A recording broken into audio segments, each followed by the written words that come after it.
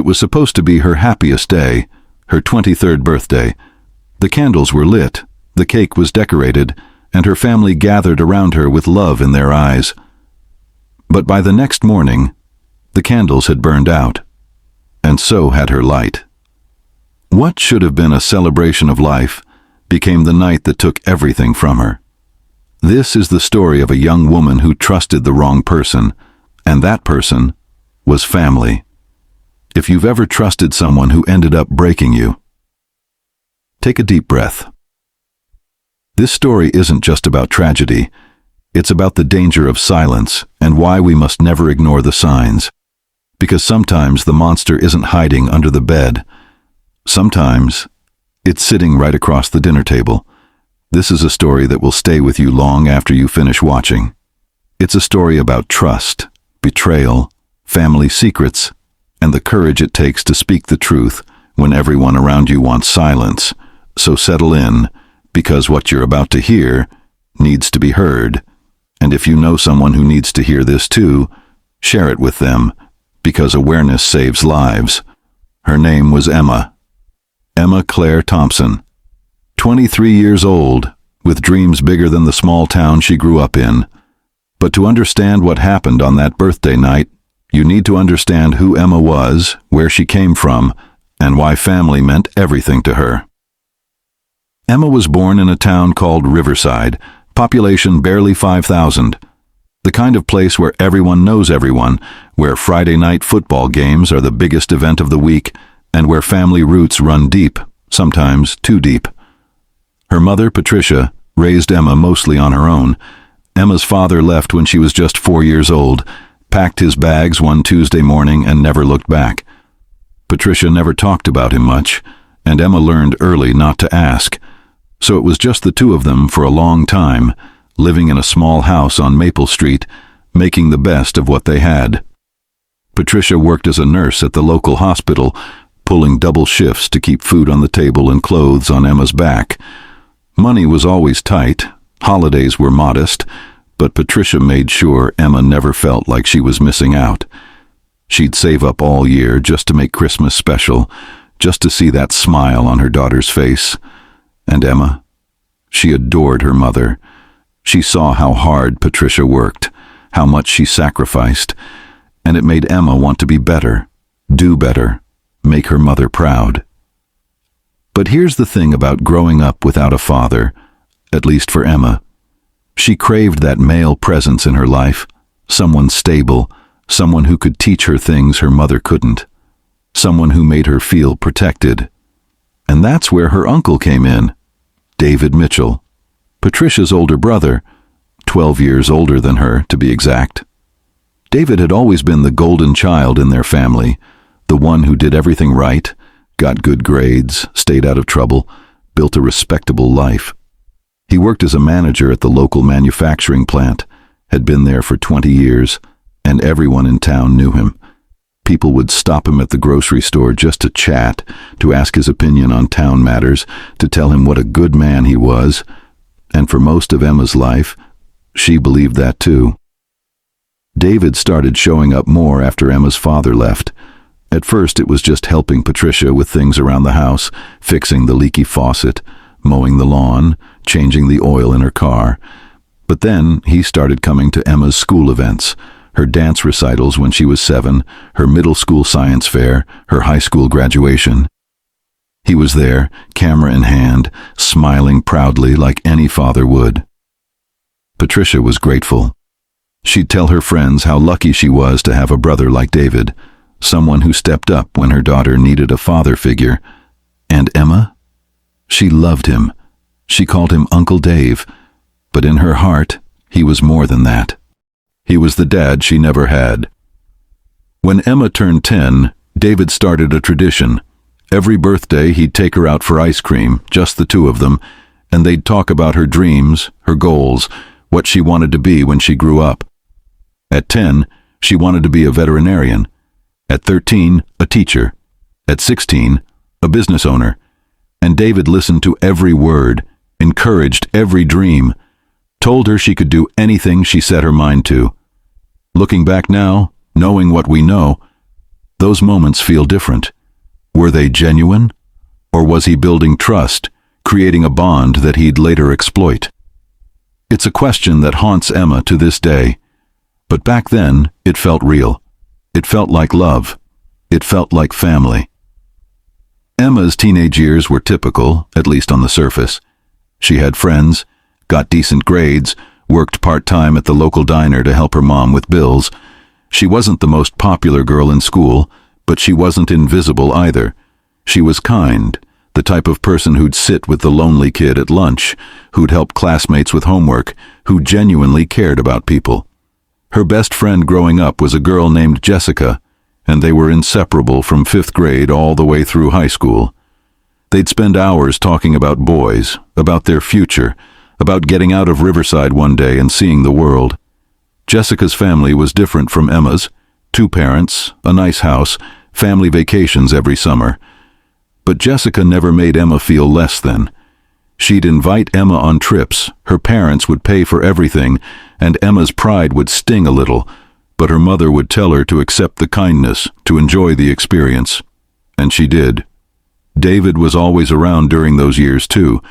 He'd show up at the diner where Emma worked, sit at the counter, order coffee, and chat with her during her shift. He'd ask about school, about Jessica, about the boys she was interested in, and Emma would tell him everything, because that's what you do with family you trust. You share your life with them. When Emma graduated high school, she had a choice to make.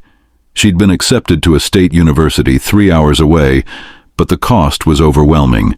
Even with financial aid, even with loans, it felt impossible. Patricia wanted her to go, told her they'd figure it out, but Emma saw the worry in her mother's eyes, saw the bills piling up on the kitchen table. So she made a decision. She'd stay in Riverside for a couple of years, work full-time, save money, and then go to school. It wasn't the path she'd dreamed of, but it was the responsible one. David supported her decision. He even helped her get a second job at the plant where he worked, in the administrative office, filing paperwork, answering phones. It wasn't glamorous, but it paid better than the diner. And Emma was grateful. She worked hard, saved every penny she could, and slowly, her dream of starting her own business began to take shape. Before we dive deeper, let us know in the comments where you're watching from. We'd love to hear from you. And if you're new here, click on the subscribe button so you never miss any of our upcoming videos. As Emma's 23rd birthday approached, Patricia started planning. She wanted to do something special, something that reminded Emma how loved she was. Patricia knew her daughter had been feeling a little lost lately, a little stuck, and she hoped a celebration surrounded by family would lift her spirits. So she started making calls, inviting cousins, aunts, uncles, close family friends. And of course, David was the first to RSVP. He even offered to bring the cake, insisted on it, said he wanted to contribute to making Emma's day perfect. Patricia thought it was sweet. Emma thought it was typical Uncle Dave, always wanting to help, always showing up. The week leading up to Emma's birthday was busy. She worked extra hours at both jobs, trying to add a little more to her savings. Patricia was at the house preparing, cleaning, decorating. David stopped by a few times that week, dropping off supplies, helping set up tables in the backyard. Everything seemed normal. Everything seemed fine. But if you ask Emma now, she'll tell you there were signs. Small things, easy to dismiss in the moment, but in hindsight, they meant something. The way David's hugs lasted a little too long. The way he'd compliment her appearance, tell her she was growing into such a beautiful woman. The way he'd text her late at night, just checking in, asking if she was okay, if she needed anything. At the time, Emma thought it was care. She thought it was love. She thought it was what uncles did. But it wasn't. It was grooming. It was manipulation. It was a predator carefully laying the groundwork for what he planned to do. On the morning of her birthday, Emma woke up feeling hopeful. 23 felt significant somehow, like the start of something new. She went to work at the diner for the early shift, and her co-workers surprised her with a cupcake and sang happy birthday. It was a small gesture, but it made her smile. After her shift, she went home to get ready for the party. Patricia had decorated the living room with streamers and balloons, and the smell of lemon cake, Emma's favorite, filled the house. Emma put on a simple blue dress, nothing fancy, and pulled her hair into a ponytail. She looked at herself in the mirror and thought, "This is going to be a good day." She had no idea how wrong she was. She had no idea that by tomorrow everything would be different. She had no idea that the person she trusted most would be the one to destroy her. Guests started arriving around 6 in the evening. Emma's Aunt Linda came first, bringing her 2 kids, Emma's younger cousins, who immediately ran around the house with too much energy. Then came Uncle George and Aunt Diane, followed by a few family friends, the Johnsons from down the street, the Parkers who'd known Patricia for years. Jessica couldn't make it.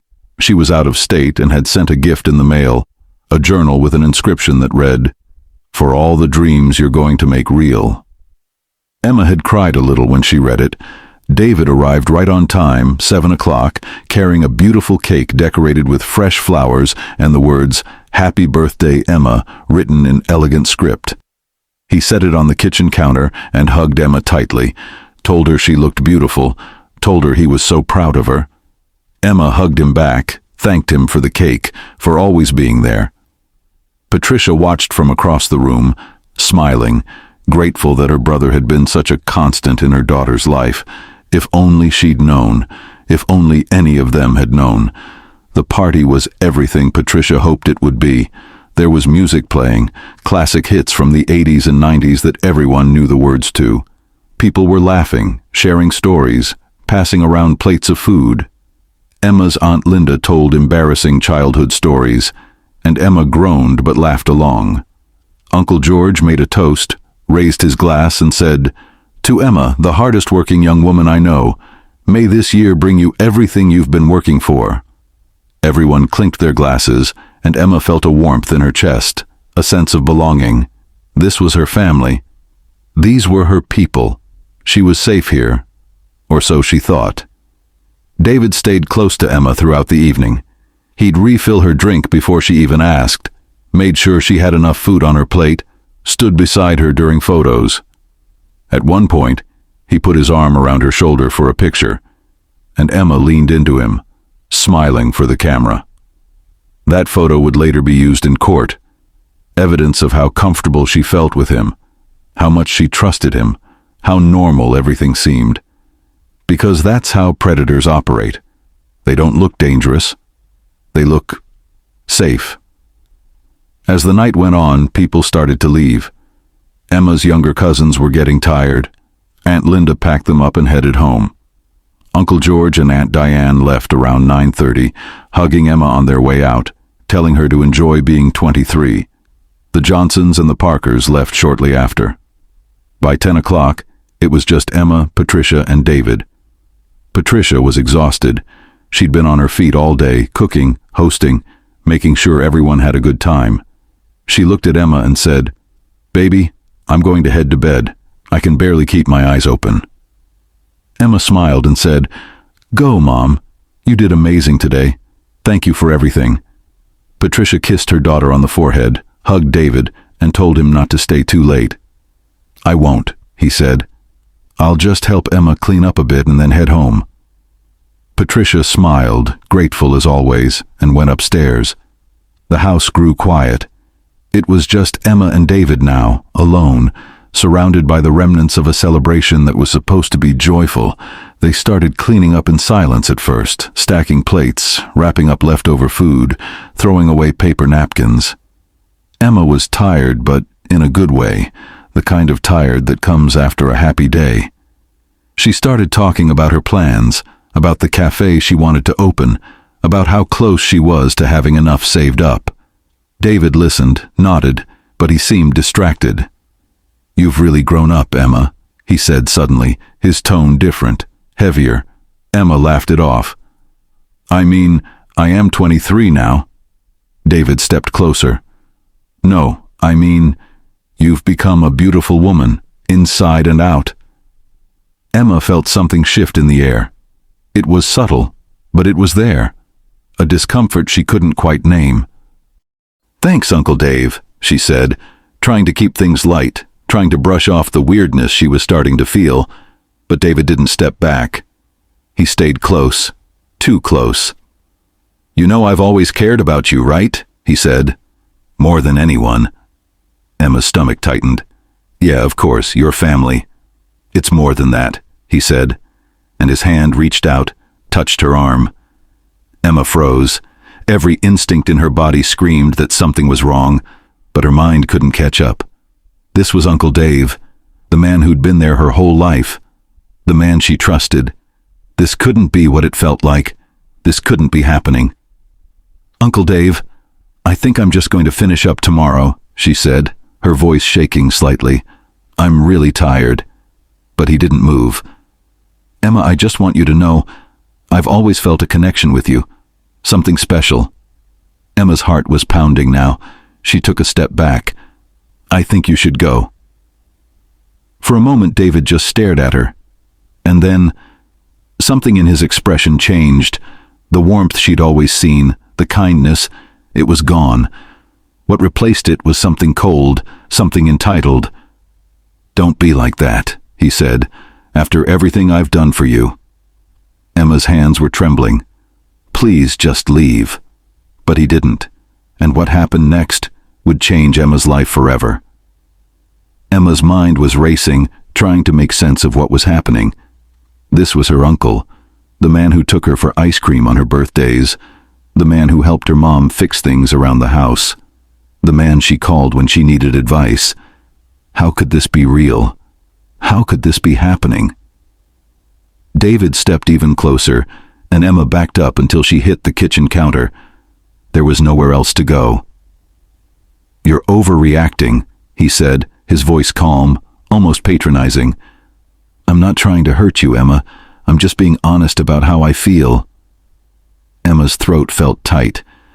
"Uncle Dave, this isn't okay. You need to leave, now." But instead of leaving, he reached out and touched her face. Emma flinched, turned her head away and said, "Stop. Please stop." For a brief moment she thought maybe he'd listen. Maybe he'd realize what he was doing and leave. Maybe this nightmare would end. But it didn't. David's expression hardened. "After everything I've done for you, this is how you treat me. I've been there for you your entire life. I've supported you, encouraged you, helped your mother raise you, and you can't even show me a little gratitude?" Emma felt tears welling up in her eyes. Gratitude? Is that what he thought this was about? "I am grateful," she said, her voice breaking. "But this isn't right. You're my uncle." David laughed, but it wasn't a kind laugh. It was bitter, angry. "I'm not really your uncle, Emma. Not by blood. I'm just your mother's brother. There's nothing wrong with what I'm feeling." Emma's mind was spinning. She didn't know what to do. She thought about screaming, but her mother was upstairs asleep, and what would that do? She thought about running, but where would she go? She thought about fighting, but he was stronger than her. So she did what so many survivors do in moments like this. She froze. Her body shut down, her mind disconnected, and she just stood there, hoping it would be over soon, hoping she'd wake up and realize this was just a terrible dream. David took her silence as compliance, and in the moments that followed, a line was crossed that could never be uncrossed. Somewhere between the laughter and the last slice of cake, a line was crossed, a line that should never, ever be crossed. When it was over, David straightened his shirt, looked at Emma like nothing had happened, and said, "I'll see you next week for dinner." And then he left. Just like that. Walked out the door, got in his car, and drove home. Emma stood there in the kitchen, shaking, tears streaming down her face, unable to move. She didn't know how long she stood there. Minutes? Hours? Time didn't make sense anymore. Eventually, she walked to the bathroom, locked the door, and sat on the floor. She pulled her knees to her chest and tried to make sense of what had just happened, but there was no making sense of it. There was only pain. There was only shame. There was only the crushing realization that the person she trusted most in the world had just destroyed her. Emma didn't sleep that night. She sat on the bathroom floor until the sun came up, replaying everything in her mind, trying to figure out if there was something she could have done differently. Maybe if she'd screamed. Maybe if she'd fought harder. Maybe if she hadn't been so trusting. Maybe. Survivors of assault often blame themselves. They ask what they could have done differently, as if they had any control over someone else's evil. But the truth is, Emma did nothing wrong. She trusted someone she was supposed to be able to trust. She believed in family. She believed in safety. And those beliefs were weaponized against her. When Patricia came downstairs the next morning, humming to herself, still happy from the party, she found Emma sitting on the bathroom floor. And the moment their eyes met, Patricia knew. She knew something terrible had happened. Patricia dropped to her knees beside her daughter, her heart shattering into 1,000 pieces. "Emma, baby, what happened? What's wrong?" Emma couldn't speak at first. The words were stuck in her throat, trapped behind tears and shame and fear. But eventually, slowly, painfully, she told her mother everything. She told her about the comments David made, about the way he touched her, about how she'd asked him to stop and he didn't. She told her about how she froze, how she didn't fight, how she felt like it was her fault. And with every word, Patricia felt her world crumbling. Because the man Emma was describing, the man who had violated her daughter, was Patricia's brother. The person she'd trusted more than anyone. The person she'd welcomed into their home, into their lives, without a second thought. Patricia's first instinct was disbelief, not because she didn't believe Emma, but because her mind couldn't reconcile the man she knew with the monster her daughter was describing. David, her big brother, the man who helped raise Emma? It didn't make sense. It couldn't be real. But she looked at her daughter's face, saw the pain, the trauma, the truth, and she knew. She knew it was real. Patricia held Emma while she cried, told her over and over that it wasn't her fault, that she believed her, that they'd get through this together. But inside, Patricia was breaking. She was angry. She was devastated. She was filled with guilt. How did she not see this? How did she not know? Were there signs she missed? Did she fail her daughter? These questions would haunt Patricia for years to come, but in that moment she pushed them aside. Her daughter needed her, and she wasn't going to let her down again. Patricia made a decision. She was going to call the police. Emma panicked. "No, Mom, please, I can't. I don't want everyone to know. I don't want to go through that." Patricia understood. She knew how hard it would be, how public, how painful, but she also knew that if they didn't report it, David would get away with it. And if he got away with it, he might do it again, to someone else's daughter, someone else's niece. Patricia held Emma's face in her hands and said, "Baby, I know you're scared. I know this is the hardest thing you'll ever do. But we have to. Not just for you, but for every other girl he might hurt." Emma sobbed. "I don't know if I can." "You can," Patricia said, "and I'll be right there with you, every step of the way." So Patricia made the call. Her hands were shaking so badly she could barely dial the numbers, but she did it. When the operator answered, Patricia said, "I need to report a sexual assault." And just like that, everything changed. Within an hour, 2 detectives arrived at the house. A woman named Detective Sarah Morrison and a man named Detective Frank Hayes. They were kind, patient, and professional. They sat with Emma in the living room, assured her that she was safe, and gently asked her to tell them what happened. Emma told them everything. It was excruciating, reliving it all, putting words to the nightmare. But she did it. Detective Morrison took notes, asked clarifying questions, and told Emma how brave she was. Detective Hayes asked if Emma had showered or changed clothes. She had. She didn't know she wasn't supposed to. "It's okay," he said. "We'll work with what we have." They asked for David's full name, his address, his phone number. They asked about his relationship with Emma, how long he'd been in her life, if there had been any prior incidents. Emma told them everything she could remember. Before the detectives left, they explained what would happen next. They'd open an investigation, interview David, collect evidence, and depending on what they found, they might arrest him. They told Emma that the process would be long, that it wouldn't be easy, but that they'd do everything in their power to hold him accountable. Emma nodded, numb, exhausted. After the detectives left, Patricia called her sister Linda and told her what happened. Linda was in shock. "David? Are you sure? Emma must be mistaken. David would never—" "Don't," Patricia said, her voice sharp. "Don't you dare finish that sentence. My daughter was assaulted, and I believe her."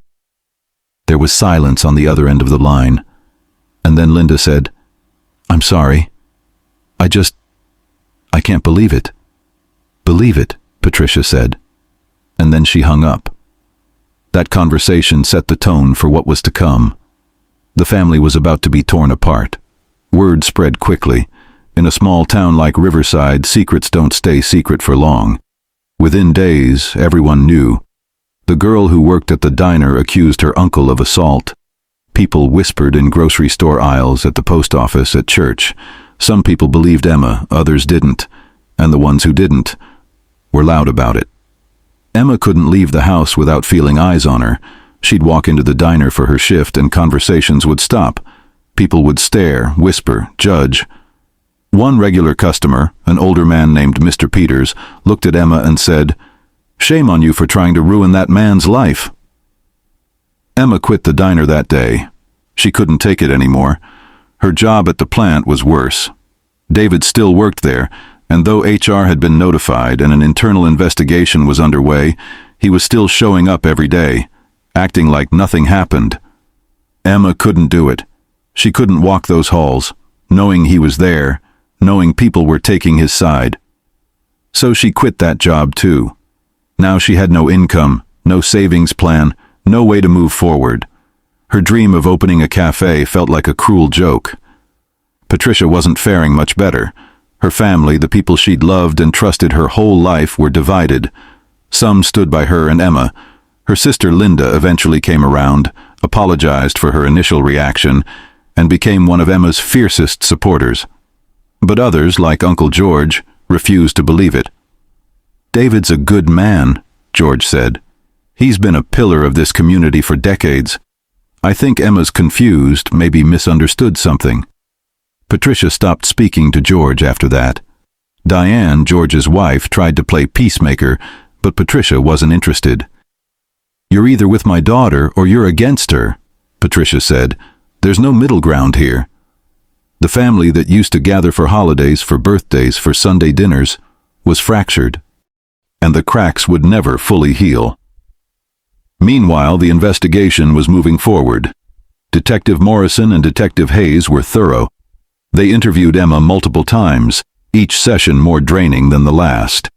They interviewed Patricia, asked about David's behavior over the years, if she'd ever noticed anything inappropriate.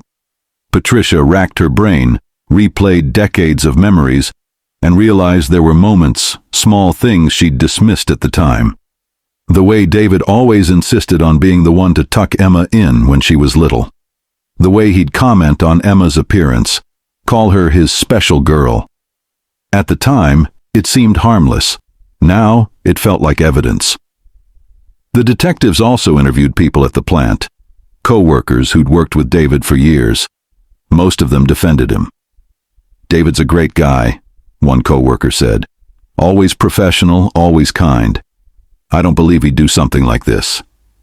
But one woman, a younger employee named Rachel, had a different story. She came forward and said that David had made her uncomfortable on multiple occasions. He'd stand too close, make comments about her appearance, once even touched her lower back in a way that made her skin crawl. She'd never reported it because she needed the job, and David was her boss's friend. But now, hearing about Emma, she felt she had to speak up. Rachel's testimony was crucial. It established a pattern of behavior. It showed that Emma wasn't an isolated incident, that David had a history of crossing boundaries. 3 months after Emma made her report, the detectives had enough evidence. They showed up at David's house early one morning with a warrant for his arrest. David answered the door in his pajamas, coffee in hand, looking annoyed. "What's this about?" he asked. Detective Hayes read him his rights. "David Mitchell, you're under arrest for sexual assault." David's face went pale. "This is ridiculous. I didn't do anything wrong." "You'll have a chance to tell your side," Detective Morrison said, "but right now, you're coming with us." David was taken to the station, booked, fingerprinted, and photographed. His mugshot would later be published in the local newspaper, and the town would erupt in debate. Some people saw it as justice. Others saw it as a witch hunt. David posted bail within 24 hours. He hired a lawyer, a man named Gregory Fuller, known for his aggressive defense tactics. And the battle lines were drawn. On one side, Emma, Patricia, and the few family members and friends who believed them. On the other side, David, his lawyer, and a community that didn't want to believe one of their own could do something so terrible. Emma knew the fight ahead would be brutal, but she also knew she couldn't back down. Not now, not after coming this far. The months leading up to the trial were some of the darkest of Emma's life. She started therapy, something her mother insisted on, and at first, Emma resisted. "Talking about it isn't going to change what happened," she said. But her therapist, a woman named Dr. Ellen Zhao, was patient. She didn't push, she just listened. And slowly, session by session, Emma started to open up. She talked about the assault, yes, but she also talked about the guilt, the shame, the feeling that her body had betrayed her by freezing instead of fighting. Dr. Zhao helped her understand that freezing is a survival response, that her brain was trying to protect her, that she did nothing wrong. It took a long time for Emma to believe that. Some days she still doesn't. But therapy gave her tools, ways to cope when the flashbacks came, when the nightmares woke her up in the middle of the night, when the weight of it all felt too heavy to carry. Patricia was in therapy too. She was dealing with her own trauma, her own guilt. She kept asking herself how she didn't see it, how she let a predator into her daughter's life. Dr. Zhao reminded her that predators are experts at hiding, that they manipulate, deceive, and exploit trust. That Patricia was a victim too, in a way. But that didn't make the guilt go away. Meanwhile, David was free on bail, living his life like nothing happened. He went to work, went to the grocery store, even showed up at church on Sundays. People who believed him would stop him, shake his hand, tell him they were praying for him. People who believed Emma would cross the street to avoid him. The town was divided, and the tension was unbearable. David's lawyer, Gregory Fuller, was building a defense. His strategy was clear: discredit Emma. Paint her as someone seeking attention, someone with a grudge, someone who misunderstood an innocent interaction. Fuller dug into Emma's past, looking for anything he could use. He found out about her relationship with Tyler, the mechanic, and tried to paint her as promiscuous. He found out she'd once seen a counselor in high school for anxiety and tried to suggest she was mentally unstable. It was a classic defense tactic: attack the victim, make the jury doubt her credibility. But the prosecution, led by a determined district attorney named Michelle Torres, wasn't going to let that happen. Torres had been a prosecutor for 15 years, and she'd seen cases like this before. She knew how defense attorneys operated, and she was ready.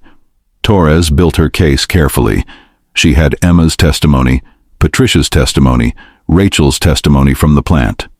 She had text messages David sent Emma in the weeks leading up to the assault, messages that seemed innocent on the surface but took on a different meaning in context. She had the timeline, the opportunity, the motive.